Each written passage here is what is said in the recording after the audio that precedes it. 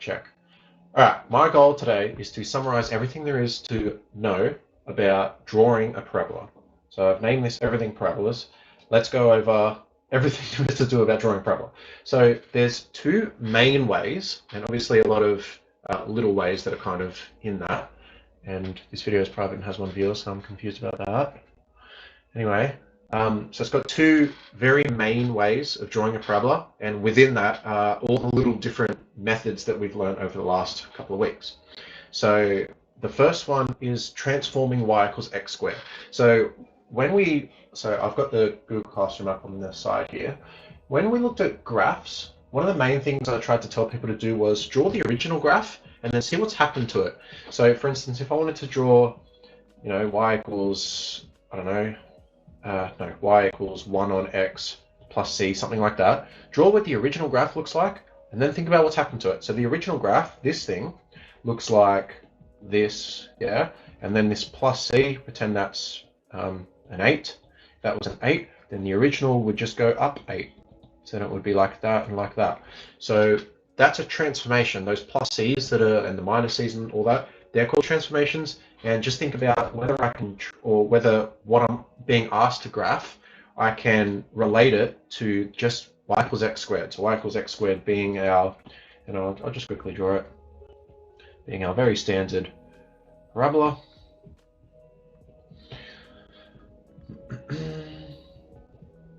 So can I relate that? Now, there are a lot of obviously ways to do that. So let's just look at this.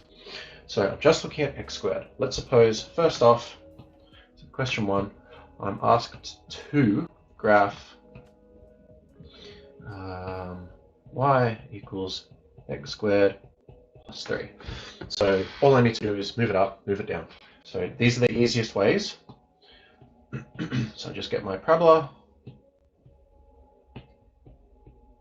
and I move it up 3. And then we said, okay, well that's easy to move it up and down. What if I wanted to move it left and right? So then we had something like this, and it was like y equals, and inside the brackets, let's go x minus 3. And it was a little bit confusing because minus kind of suggests it's going in the minus direction, so like this direction, but it's actually not, it's going in the opposite direction. And this told us that it goes to the right 3. So then when I go to draw that, with that because it's terrible, there's my standard parabola. So I just draw the original x squared, and then I move it to the right 3. So 1, 2, 3.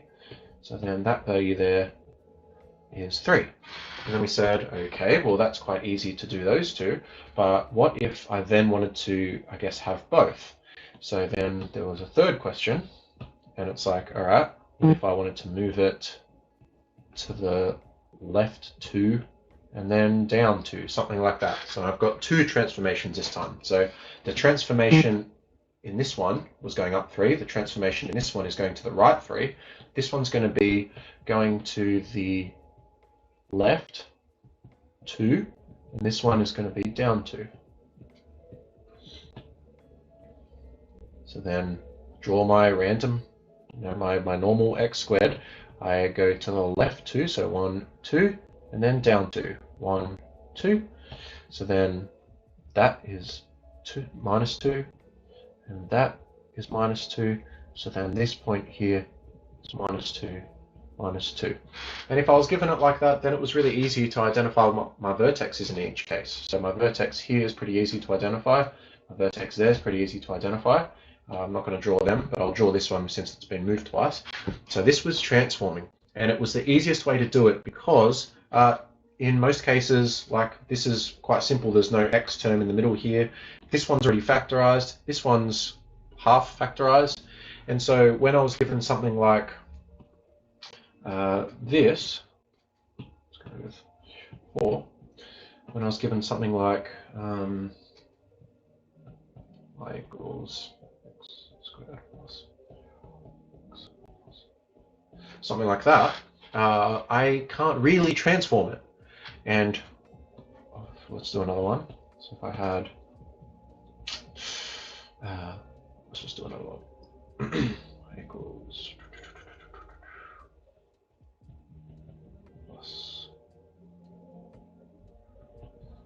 let's go with that. So then, in this case, I can't really transform it, but there were ways to get it into a transformed state. And those ways were either factorizing or completing the square. So in this case, I can factorize it. And I say, okay, what two numbers add to 4 and times to 4? Well, that's y equals, actually, oh yeah, y equals x plus 2, x plus 2. So that's the same as just saying x plus 2 squared. And what I did here was factorize. And you can see my result is actually in this form. So now I can think of it in terms of a transformation. Hey, look, that's just been moved to the left 2. I don't like how that's written. So that's been moved to the left 2. And now when I go to draw that, I don't like those axes. When I go to draw that, what do I know? Let's draw a V. It's just 1, 2. So then this point is -2, and that's it. So you can see that even though it wasn't nicely made up for me, I could turn it into something that is nicely made up, and I can just think of it in terms of its transformation. And lastly, if I had something like this, which doesn't factorize, what two numbers... Actually, this does factorize. Damn it. This does factorize into x plus 6. I made this up completely. X plus 1. No, that's not true. 7. No, this doesn't factorize. Sorry, don't forget that.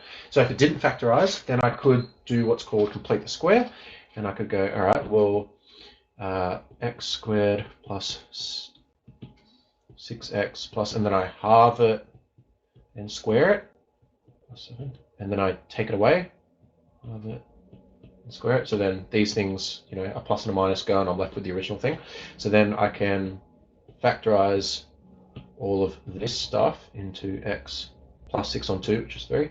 And then this is, okay, so that's 3 squared, which is 9. 7 minus 9 is -2.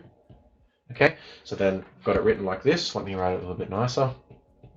X plus 3 squared minus 2. And you can see now that's in the same form as this thing. So I can, again, think of it in terms of its transformations. So it's been moved to the left 3. And here it's been moved down 2. So then I draw it. And I draw my parabola, which won't turn. There we go, thank God. It's a little bit fatter than the other ones, but oh well. Left 3.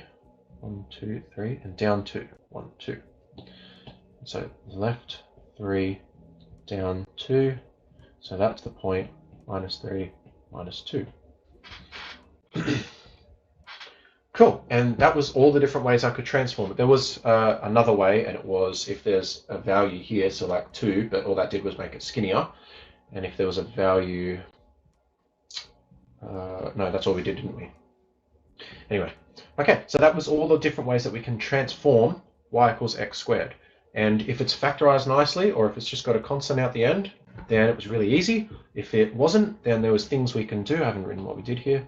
So here we complete the square. So that's the first way of thinking about how you draw a parabola. It's by thinking about x squared and then what has happened to my x squared. Whether or not it's in a nice form where I can determine that is dependent on the question, obviously, but then in every case, we should be able to either factorize or complete the square. And so that's how we transform x squared. The second way of graphing things was to instead consider the properties of the parabola that I'm dealing with. So for instance, if I'm looking at, I need an example. Do I have an example? Maybe I'll just stick with the other two, the ones that weren't factorized. Did I draw them thick? No, I didn't. So y equals I don't want to use that 4x one.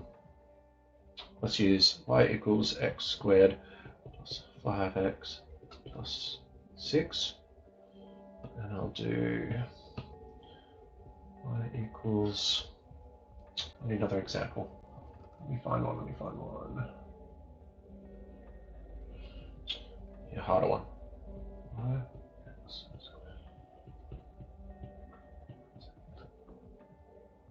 Actually, let's make that a minus. Actually, let's make this disgusting. Let's put a 7 there. Okay, I've made this completely up, so we'll see what happens with it. Okay, so the second way is properties of a parabola. So I think about all the different properties that a parabola has. So before I even start working these out, I just think about all the things that a parabola has, and there's a bunch of them. I don't know why that's a square. Circle, circle, circle, circle. Okay, so the first one is I can find the x and y intercepts. So I'll make x or y equals 0, depending on what I want to find. The second thing I can think about is the concavity. And that is from determining whether A is positive or negative. So in other words, this value here, that means it's concave down. This value here, concave up, because that's positive. Another thing we can look for is the axis of symmetry. And then from that, we can find the vertex. And you'll notice the transforming back here, it's really easy to identify where the vertex is. But if I haven't transformed it, then it's a little bit harder. Well, not necessarily harder. So these are the 4 things. Rather than trying to transform my graph, I can instead find each of these things and draw it from there. So this is kind of like a parabola checklist, if you will. So let's start with this one on the left. I'm going to find let's go with the y-intercept, which means I'll make x equals 0. So the y-intercept, I'm going to have y equals 0 squared plus 5 times 0 plus 6. That just equals 6. And then if I want the x-intercept, so you notice the y-intercept is always just that value on the end, the constant. So this loose term that doesn't have an x in it. Okay, so I'll make y equals 0. So then 0 equals x squared plus 5x plus 6. And trying to find the x-intercept, so the x-intercept, we need to solve the quadratic. So in order to find my x-intercept, I have to solve this quadratic. And again, there's 3 ways of doing that. So I should have split these up. Let's go down here. This is just the y. Let's just do this y-intercept. I'll make this as clear as possible. So y-intercept, make x equals 0. Oh, the axis of symmetry was minus b on 2a. Vertex, y from axis. We'll go over those in a sec. And then, move this down. Actually, I'll leave that. Well, you saw me draw a circle. I don't know why that was a square. Now the x-intercept, we make y equals 0, and from that, there's 3 ways of solving. So let's just solve quadratic. We can factorize. That's always the first thing I look for. If I can't do that, then we can complete the square, but I don't generally resort to that ever.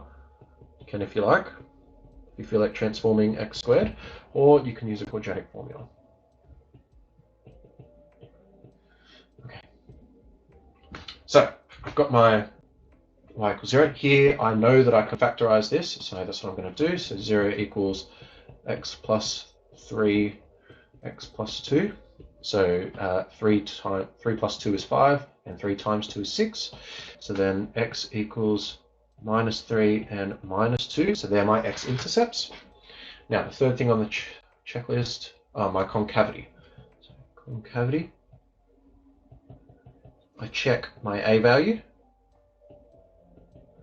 And since a is equal to 1, and 1 is positive, therefore it's concave up.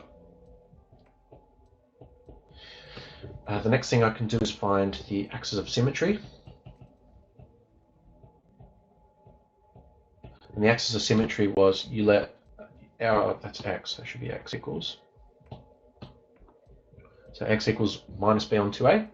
So x equals minus b, and that comes from the quadratic formula. So minus b, so that's minus 5 on 2 times 1, so then that's minus 2.5. I like using decimals for graphs because then I know like where it is on the graph. 5 on 2 doesn't have much meaning to me. Anyway, last thing, vertex. So the vertex is, so if you think about the axis of symmetry, the vertex occurs at the axis of symmetry, so y, where axis of symmetry. Okay, so y equals x squared plus 5x plus 6. So y equals minus 2.5 squared plus 5 times 2.5 plus 6. So then y equals, I'm sure I've done this question before, but whatever, minus 2.5 squared plus 5 times 2.5 plus 6. 99 on 4, that has no meaning to me, but this does. 24.75. Is it? Yep. That doesn't make much sense. I forgot a minus here. I was going to say that didn't really make much sense. I forgot this minus. So see how checking with your answer makes sense is quite a good thing. It gave me a positive value, which would have suggested that my vertex was positive, but I have x-intercepts, so it doesn't really make any sense. Okay, so now I have everything I need to draw my picture, and I know that's a lot, but I don't necessarily need all of it. Well, I guess you do if you want a good picture, but yeah, anyway. Questions like this are likely worth a lot of marks. So let me just draw my parabola. Okay, so I know that I've got a y-intercept of 6, so I'll chuck that in. Y-intercept of 6. I've got x-intercepts of minus 3 and minus 2. So minus 3, minus 2. My axis of symmetry is minus 2.5. I think that's pretty obvious from my x-intercepts. So that's minus 2.5. That's x. My concavity is concave up, so it's a smiley face. It's a smiley face, and it cuts through these 2 points. So like that. Oh, and it cuts through 6. God damn it. Hang on, let me just go with the vertex. So the vertex is at minus 2.5, minus 0.25. So let's go minus 0.25. That can be there. And so then it cuts through that and cuts through that. Cuts through that. And that's a really detailed sketch, and I'll label it. That's a really detailed sketch of my parabola. Cool. And if you're wondering about the vertex and why that can be a little bit tedious to find, when we get to calculus, it'll be way easier to find the vertex. Anyway, so that's a really detailed sketch of my parabola. Let me put that in a box. Damn it.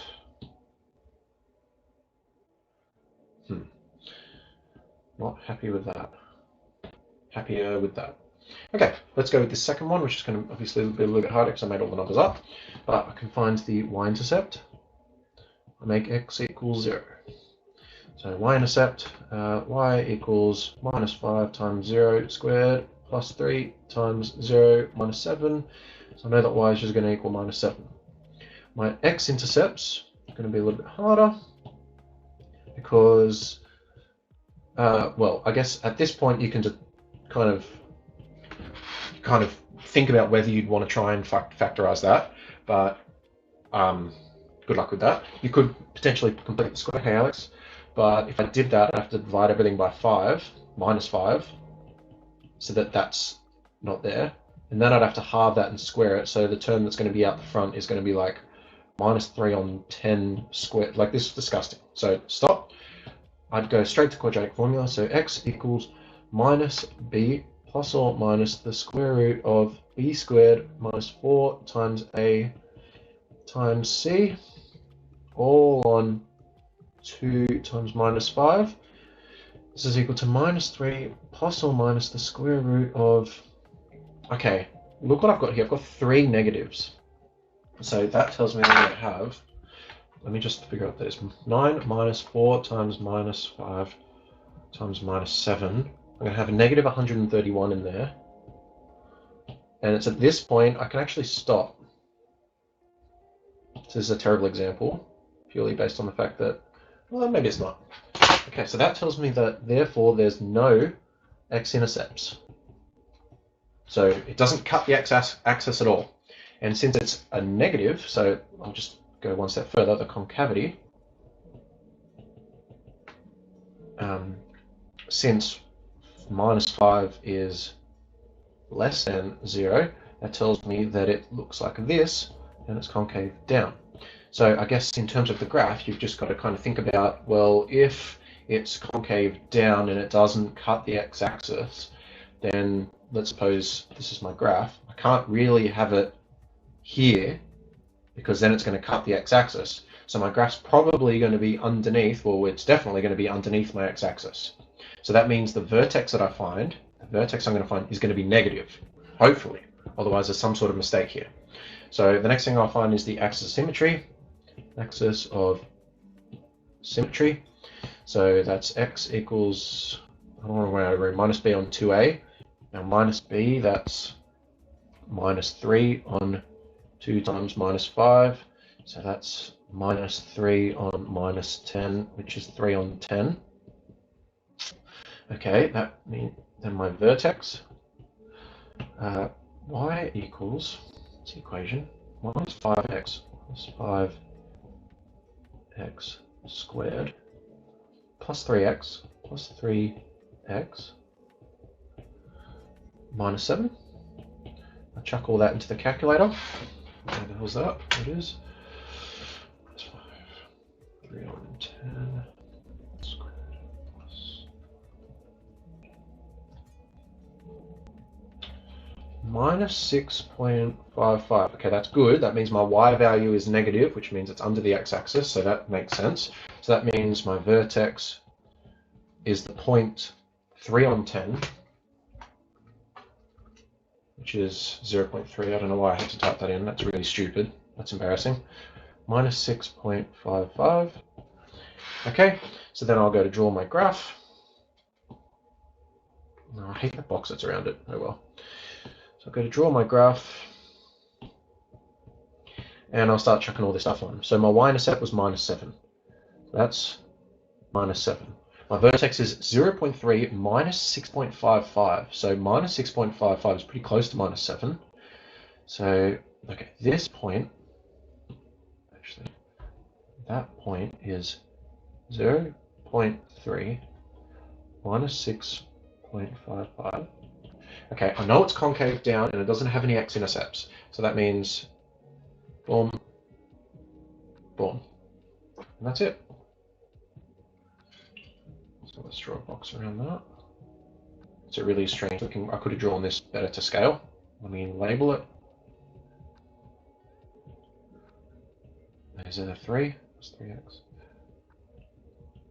Okay, I know, I apologize, this is a long video, but I've tried to, yeah.